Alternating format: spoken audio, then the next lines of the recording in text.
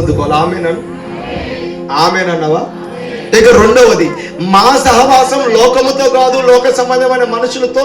ఏమండి, దేవునికి, సంఘానికి, ప్రార్థనకి, దేవుని యొక్క క్రమానికి విరోధమైన వారితో మా సహవాసం కాదు. మా సహవాసం దైవ సంబంధమైన వాటితో, దేవుని సంఘముతో, ప్రార్థనా సహవాసం మా సహవాసం అని. ఇది సున్నతి. ఆమేనండి. హల్లెలూయా చెప్పలా? మూడవ సున్నతి ఏంటి? ప్రభువా, ఇక నీవు తప్ప మాకు ఎవరు వద్దు, లేరు నాయన.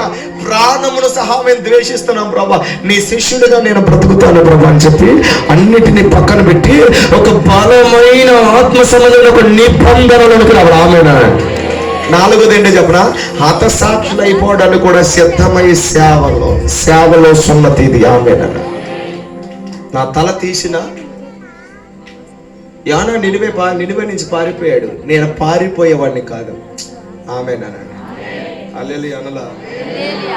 బదిర్ రిక్ష కింద కూర్చుని ఏలియాని కాదు నేను. ఆమేనండి. అర్థమైన తప్పుడు త్రోవలో వెళ్ళే బిలామును కాదు నేను. ఆమేనండి. ఎన్ని ఎంబ్రే లాంటి కాదు నేను.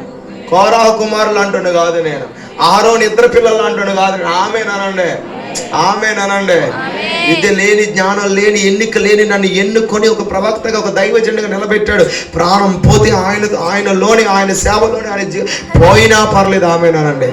అలా నిలబడితే నేను ప్రవచించి మాట చెప్పనా, ఏ స్థలమైతే ఇప్పటి వరకు నువ్వు అవమానంగా ఉందో, ఏ ప్లేస్, ఏ ఊరు, ఏ ఉద్యోగం, ఏ సేవ, ఏ పరిచర్య, ఏ వ్యాపారం ఇప్పటి వరకు అవమానకరంగా ఉందో, ఈ రాత్రి మొదట అవమానం తీసివేయబడేలాగా, నీకు ఘనత వచ్చేలాగా నా దేవుడు చేయబోతున్నాడు.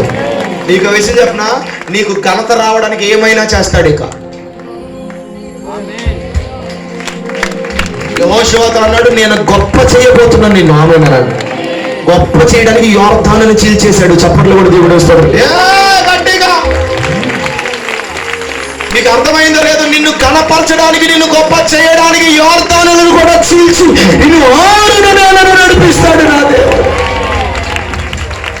నీ పక్కన చెప్పు, నిన్ను గొప్ప చేయబోతున్నాడు అన్న. నిన్ను గొప్ప చేయబోతున్నాడు నా దేవుడు. చెప్పండి, అయ్యగారు మిమ్మల్ని గొప్ప చేయబోతున్నాడు, మిమ్మల్ని గణపరచబోతున్నాడు. ఈ దుగ్గిరాల మండలం ఉన్న సేవకులందరూ దేవుడు గణపరచబోతున్నాడు. నిన్ను గొప్ప హానర్ దేవుడు నీకు ఇవ్వబోతున్నాడు. ఎంతమంది నమ్ముతున్నారు? ఆమేనని చెప్పండి. అక్కడికి అయిపోయి చెప్పండి, దేవుడు గణపరచబోతున్నాడు అనండి. అందుకే బైబిల్ చెప్తుంది, ఎవరిని గణపరుస్తాడు? నన్ను గణపరచబోని. ఆయన గణపరచడం ఏంటి?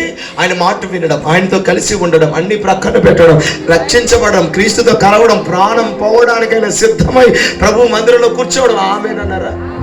నువ్వు ఆయన గణపరచు. ఒక సీజన్ నీకు ఓపెన్ చేస్తున్నాడు దేవుడు. మరలా నేను చెప్తున్నా, నిన్ను కనపరచడానికి నీ బిజినెస్ రూపాయి లాభం లేదు. నీ బిజినెస్ 1000 రూపాయలు, 2000, 3000, 1,00,000 కోట్లైనా ఇచ్చేస్తాడు నీకు లాభం.